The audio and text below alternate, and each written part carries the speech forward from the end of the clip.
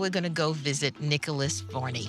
He has a pond that is his source of inspiration. He just sits there every day. Water's such an important part of the design process, even just the reflection off of it, just so you can see the duality, the sky, it's both incredible. in the pond and in the sky. And the trees. Using the indigenous fruits and vegetables, I think, is essential to sort of being present and in tune with your environment here. For this place to become the place that I wanted it to be, which was an inspirational place, it's a gift to me.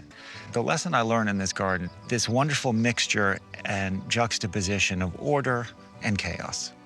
Love And that. I try very hard to incorporate that in the jewelry too, where you have yin and yang. But yeah, this is Eden for me. It's a wonderful so space. Cool.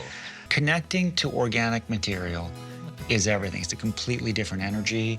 To me, it's a positivity bomb. It just makes you feel human. This is really the place the creations are done. And it's done with a lot of the colors that I see in the fields around us. This is how I feel. Your pieces, they're living. What I'm trying to emphasize in the pieces is life.